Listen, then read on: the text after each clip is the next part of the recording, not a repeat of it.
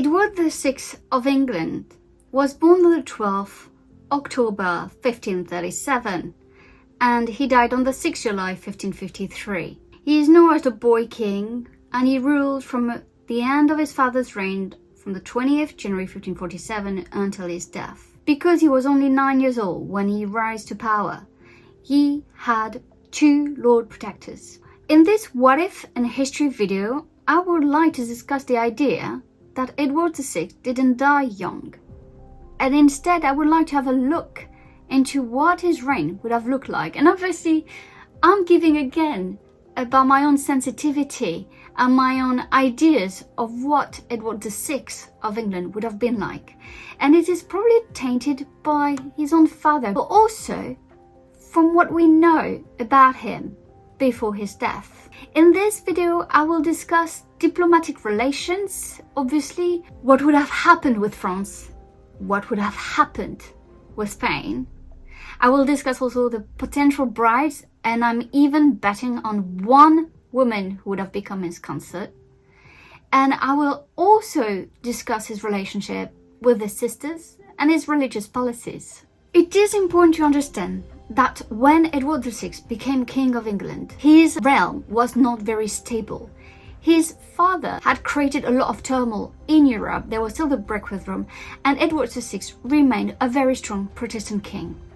Not only that, I really believe that the Italian wars would have continued because it continued under his reign, but I think it would have taken even more importance if he had lived longer. Do I think that Edward VI would have lost Calais in 1558 if he had been, ruling?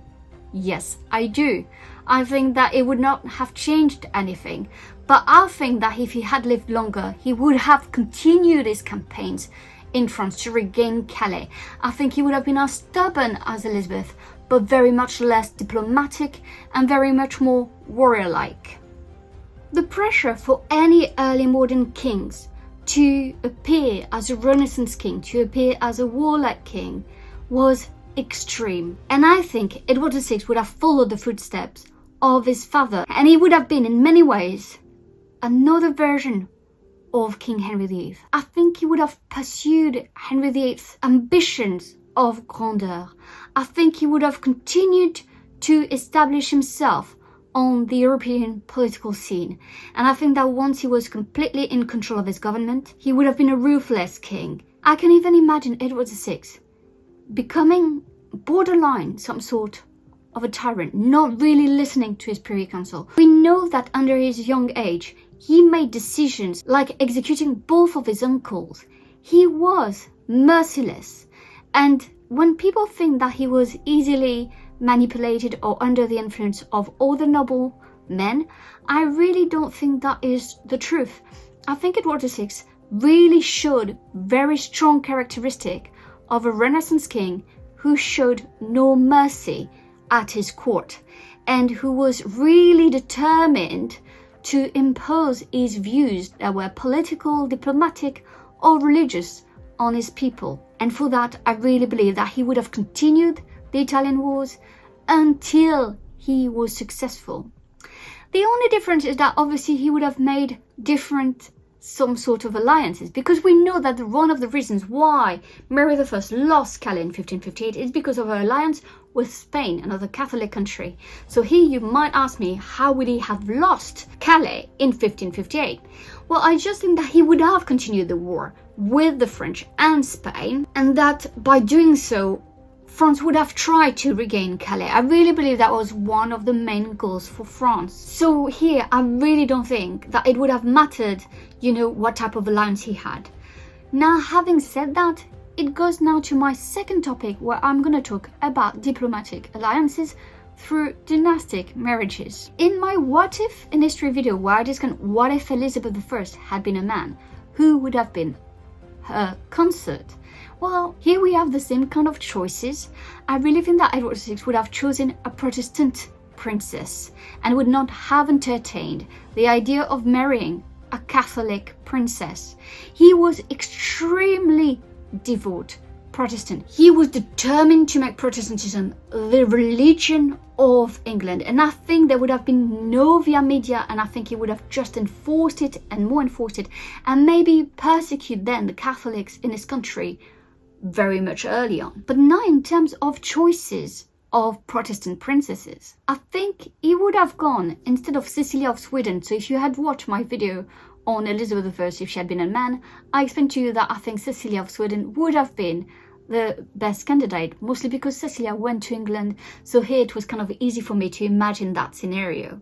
For Edward, I think it would have been Cecilia's sister, older sister, Catherine Vasa of Sweden, who was born on the 6th June 1539 and who died on the 21st December 1610. Catherine Vasa of Sweden has a very interesting life. She's also extremely smart and influential, and she shows incredible political skills. And I think that with Edward VI by her side, they would have been kind of a power couple, even though she would have had to remain kind of obedient and pious, because that I believe that Edward VI would have been the same type of man as Henry VIII. However, because I know that Catherine historically had children, I know that he would not divorce her. Obviously, here I assume that the prim would not have come from him.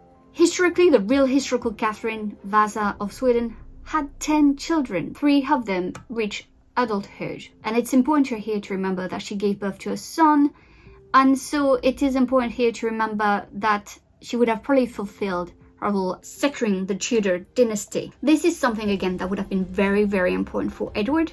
And I think here we would have had a longer dynasty, which means that obviously his relationship with his sister would have been quite different. If he had married and had secured the line of the Tudor dynasty, his relationship with his sisters would have been very much more complicated. First of all, as you can tell, I also dismissed the idea of him marrying Lady Jane Grey. And for that reason, it's probably because I don't think he would have been interested in rising a noble, English noble family above others, because it would have been like a problem of balance of power at his court.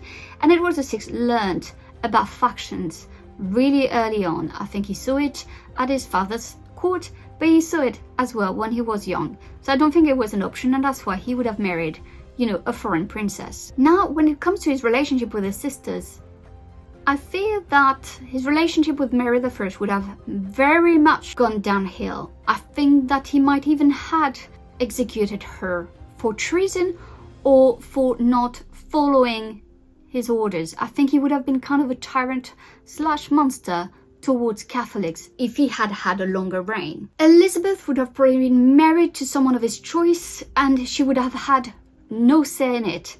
But I think she would have remained very much in favor. But I think he would have tried to control her, and I think she would have had quite of a happy life, especially if he had made that type of decision for her and not let her be her free agent. I see Edward VI as someone extremely controlling, and you can see that with his own advisors, and you can see that in his type of personality. In terms of religious settlement, I really believe that the country would have been more and more Puritans really much quicker, that persecutions and execution of Catholics would have happened much quicker as well and for a longer period, and that there would have been no way for the English people to ever go back to Catholicism like it happened during Mary I's reign.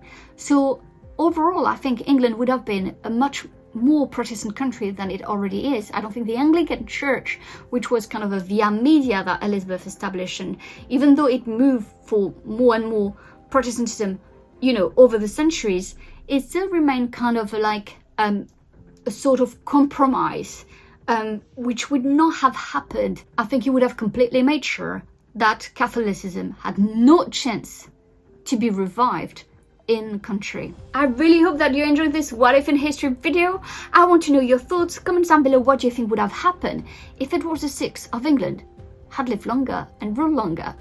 Thank you so much for watching, and I'll see you next time. Bye!